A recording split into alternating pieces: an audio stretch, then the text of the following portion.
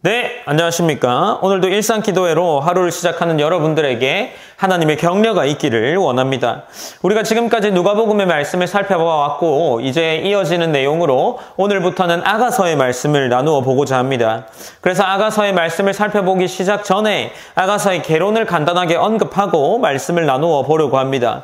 그래서 아가서에 대해서 살펴보고자 하면 이 아가서는 딱 보았을 때 남녀 간의 사랑 이야기가 기록되어 있습니다. 특별히 아가서가 과연 하나님 말씀인가 하는 논의가 있었는데 그것이 그 이유가 바로 남녀 간의 사랑 이야기만 기록되어 있기 때문입니다. 특별히 이 책에는 하나님이라는 단어가 언급되지 않는다는 점에서도 이 논의가 있어 왔던 이유 중에 하나라고 할 수 있습니다. 기독교 전통에서는 이 책을 하나님의 말씀으로 받아들여 왔는데 그 이유가 무엇이냐 하면 이것이 단순히 남녀 간의 사랑 이야기라고 보는 것이 아니라 그것이 사랑에 대한 하나님의 사랑의 상징과 은유라는 것으로 이해했기 때문이죠. 그래서 하나님과 그의 백성에 관한 관계에 대한 이야기, 그리고 그리스도와 교회 사이에 거룩한 사랑을 보여주는 책으로 이해했습니다. 곧 하나님께서 창조하신 사랑의 질서와 영적 친밀함을 드러내는 말씀이라고 할 수 있는 것이 바로 아가서라는 겁니다. 그래서 아가서는 겉으로는 남녀의 사랑을 노래하는 것처럼 보이지만 하나님의 백성과 언약적 사랑, 그러한 부분들을 노래하고 있다라고 이해할 수 있는 거죠. 그래서 이 책은 결국에 하나님의 사랑이 얼마나 깊고 친밀한지를 삶의 언어로, 곧 우리가 느낄 수 있는 시각적인 언어의 표현으로 보여주고 있다라는 거죠. 이 아가서는 솔로몬이라는 표현이, 이 단어가 여러 번 등장하는데 이 솔로몬은 인물에 대한 고유명사에 해당하죠. 그래서 전통적으로도 이 아가서가 솔로몬이 기록한 것으로 알려져 있습니다. 그리고 그 내용에서도 그 시절에, 이 솔로몬 시절의 풍요로움을 어느 정도 반영하고 있는 것으로 보이죠. 어쨌든 핵심은 이 아가서를 살펴보는 가운데에 그 내용이 하나님께서 택하신 백성과 맺으신 언약적 사랑의 깊이, 그리고 친밀함을 시각적으로, 시적으로 표현한 것임을 기억해야 합니다. 아가서의 말씀을 읽을 때에 그리스도와 교회 사이에 맺어진 깊은 이 언약의 관계 속에서 읽어 나가야 한다라는 거죠. 그래서 우리가 함께 이 본문을 살펴볼 때에 하나님의 백성인 성도와 하나님과의 관계, 교회와 그리스도의 관계 속에서 계속해서 이해해 나가보고자 합니다. 본문은 아가서 1장 1절에서 2장 7절까지의 말씀입니다. 특별히 이 아가라는 단어에 대해서 우리가 주목해 보려고 하는데 이 아가는 영어로 말하면 Song of Solomon이라고 해서 솔로몬의 노래라는 것으로 번역되어 있고 조금 더 원어로 돌아가 보면 직역하면 노래 중에 노래라는 책이 됩니다. 그러니까 우리가 1장 1절에 보면 솔로몬의 아가라라고 기록하고 있는데 이 부분은 솔로몬이 한 최고의 노래라고 번역해서 이해할 수 있는 거죠. 그래서 하나님과 그 백성 사이에 있는 최고의 사랑의 노래가 된다라는 것이 이 아가서의 의미라고 할 수 있습니다. 이제 2절부터는 사랑의 대화가 시작됩니다. 2절은 이렇게 이야기하고 있습니다. 내게 입맞추기를 원하니 내 사랑이 포도주보다 나음이로구나 라고 기록을 합니다. 2절에서는 그 입맞춤으로 내게 입맞추길 원하니 라고 기록을 하고 있는데 이 표현은 단순한 어떤 낭만이 아닙니다. 이 입맞춤은 관계적 친밀함과 언약적 사랑의 회복을 상징하고 있습니다. 마치 탕자가 돌아와서 아버지에게 입맞춤을 받는 것처럼 그러한 입맞춤을 의미한다고 할 수 있는 거죠. 더 확대해서 말하면 이 의미가 무엇이겠습니까? 죄인인 그리스도를 통해 하나님과 회복된 어떤 친밀함을 보여주는 것이 이 입맞춤이라는 거죠. 이제 이것이 이어져 나가서 3절에서는 내 기름이 향기로워 아름답고 내 이름이 쏟은 향기름 같으므로 처녀들이 너를 사랑하는구나 라고 하면서 사랑의 노래를 이어나가고 있습니다. 이제 4절에서는 왕이 나를 그의 방으로 이끌어 들이시니 라고 기록하면서 솔로몬이 나를 그의 방으로 이끌어 들였다 라고 이야기하고 있는 거죠. 우리는 이것을 볼 때 이건 단순히 어떤 궁전이나 사랑의 공간이 아니라 우리가 이것을 하나님과 관계 속에서 볼 때 어떻게 이해할 수 있을까요? 하나님께서 우리를 그분의 임재 가운데로 이끌어 간다라는 겁니다. 하나님이 우리를 그분의 임재 가운데 초대하시는 장면이 바로 이 본문을 볼 수 있는 관점이 되는 거죠. 예배 속에서 초대하시고 은혜 가운데로 이끄시는 우리 하나님과 그리스도의 모습을 떠올리게 하는 본문이라고 할 수 있습니다.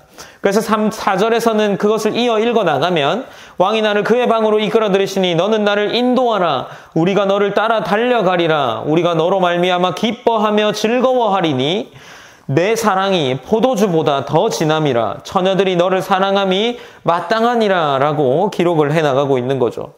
이어지는 1장 5절에서는 이렇게 기록합니다. 예루살렘 딸들아 내가 비록 검으나 아름다우니 게달의 장막 같을지라도 솔로몬의 휘장과도 같구나 라고 이야기를 이어나갑니다. 여기서 검다는 것은 여러 의미로 해석될 수 있지만 한편으로 볼 수 있는 부분은 외형적인 부족함을 의미한다고 생각할 수 있습니다. 그리고 동시에 세상에서 겪은 고난의 의미라고 할 수 있습니다. 중요한 건 그럼에도 불구하고 어떤 존재라고 이야기하고 있습니까? 예루살렘의 딸들아 내가 비록 검으나 아름다우니 라는 부분은 그럼에도 불구하고 사랑받는 존재라는 겁니다. 하나님 앞에서 우리가 부족하고 상처받은 존재이지만 그리스도의 사랑 안에서 아름다운 존재로 받아들여진다는 것이 5절의 내용이라고 할 수 있는 거죠. 이제 1장 7절부터 17절까지는 이 흐름을 보면 신부가 신랑을 찾고 또 신랑에 대한 깊은 사모함을 표현하는 내용이 기록되어 있습니다. 신부는 이런 식으로 기록하고 있습니다. 내 마음으로 사랑하는 이여 당신이 양치는 곳을 내게 말하라 라고 이야기를 이어나갑니다. 이것은 단순한 어떤 그 사람이 어디 있냐 하는 위치적인 파악을 하는 것이 아니라 내가 당신과 함께하고 싶습니다 라는 그런 간절한 고백의 표현이 되는 거죠. 마치 시편에 나오는 여러 구절들이 주의 얼굴을 구합니다 라는 그런 고백들을 하는 것처럼 하나님의 임재를 향한 신자의 기도들이 기록되어 있는 것으로 이해할 수 있습니다. 그리고 신랑은 신부를 이렇게 이야기합니다. 1장 9절에서 내 사랑아 내가 너를 바로 병거의 준마에 비하였구나 라고 기록을 합니다. 이렇게 표현합니다. 이건 단순한 외모의 칭찬이 아니라 내 가장 강하고 귀한 것으로 신부를 인정하고 존귀히 여기는 표현이라는 거죠. 하나님께서 우리를 향해 내 사랑아 하시며 높이 들어 존귀히 여기시는 복음의 메시지로 이 말씀을 볼 수 있습니다.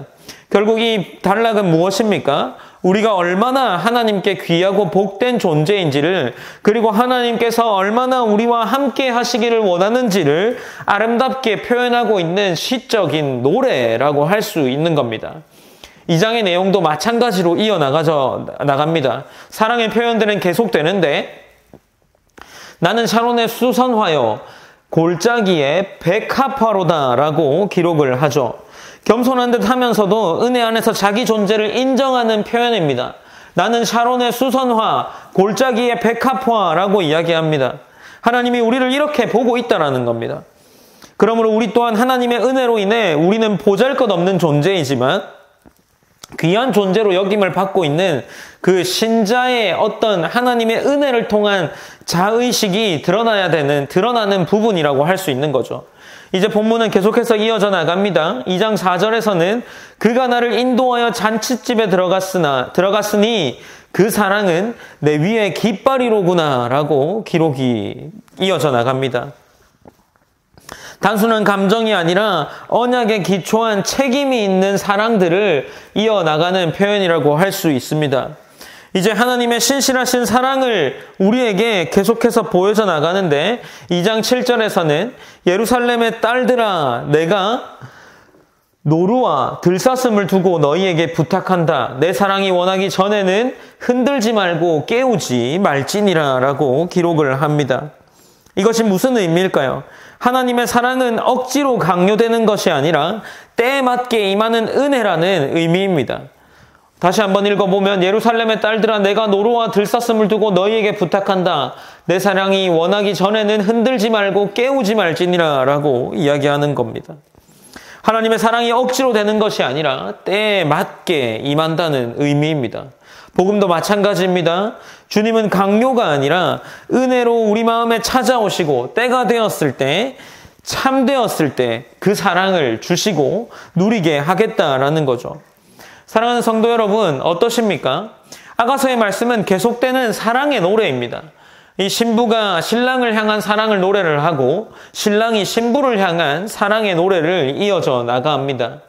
본문을 보면서 우리는 어쩌면 최근에 우리의 표현으로 한다면 오글거린다라는 말이 들 정도로 굉장히 사랑의 표현을 엄청나게 많이 하고 있습니다. 우리가 이 본문을 보면서 어쩌면 어떤 하루를 보낼 수 있을까요? 아가서에서 계속되는 이 사랑의 표현들을 통해서 하나님과의 관계 속에서 맺어지는 사랑이 이런 사랑이구나를 우리가 깊이 이해하고 하루를 보내기 시작하기를 원한다면 그 하루 속에 시작되는, 오늘의 하루 시작되는 그 가운데에 하나님의 사랑이 우리를 격려한다는 거죠. 하나님의 사랑이 우리를 이끌어가고 하나님의 사랑이 오늘의 하루를 그리스도인으로 살아내게 하는데 충만하게 느껴져야 한다는 겁니다. 우리가 그렇게 하루를 보냈으면 좋겠습니다. 오늘 하루를 살아가는 동안에 내가 누구의 사랑을 입고 살아가는 사람인지 잊지 않기를 그렇게 보내기를 기도하셨으면 좋겠습니다.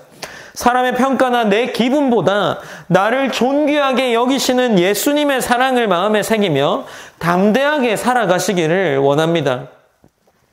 그래서 우리가 이 본문들을 기억하면서 오늘 하루도 기도함으로 시작했으면 좋겠습니다. 기도할 때에 내가 만나는 사람들 속에서 하나님의 사랑을 닮아가게 해달라고 기도하십시오. 그렇게 기도하면서 나 또한 이 받은 사랑을 실천할 수 있는 사람이 될 수 있도록 하나님 인도하여 달라고 기도하시고, 우리가 마지막 2장 7절에서 나누었던 것처럼 하나님이 주시는 은혜의 때를 신뢰하면서 때로는 우리가 고난 가운데 있을지라도 묵묵하게 하나님의 사랑을 기다리면서 나아갈 수 있길 기도하시고, 만약 그 사랑이 나에게 충만하게 느껴지는 때라면 그 하루 가운데에 그 하나님의 사랑을 마음껏 누리며 나아갈 수 있는 하루가 될 수 있기 원합니다. 라고 우리 그렇게 함께 기도하면서 나아가는 하루가 되었으면 좋겠습니다. 함께 기도함으로 마무리하도록 하겠습니다. 사랑의 하나님 감사합니다. 하나님, 우리가 오늘도 어김없이 일상기도회로 말씀을 나누며 나아갑니다. 처음으로 아가서의 말씀을 나누었습니다. 이 아가서의 말씀에서 계속되는 사랑의 노래가 우리를 향한 노래임을 우리가 기억하면서 그 하나님의 사랑의 노래를 우리가 오늘 한번 듣고 시작할 때에 하나님이 우리를 향한 그 사랑을 힘입어서 하루를 능히 그리스도인으로, 또 제자로, 성도로, 또 하나님을 믿는 사람으로서의 삶을 능히 살아낼 수 있도록 하나님 인도하시고 역사해 주시옵소서. 이 아가서의 말씀을 통해서 풍성히 하나님의 사랑을 누리며 경험하고 노래하며 나아갈 수 있는 우리가 될 수 있도록 하나님 인도하시고 붙잡아 주시옵소서. 모든 영광 하나님께 올려드리며 살아계신 예수님의 이름으로 기도드립니다. 아멘.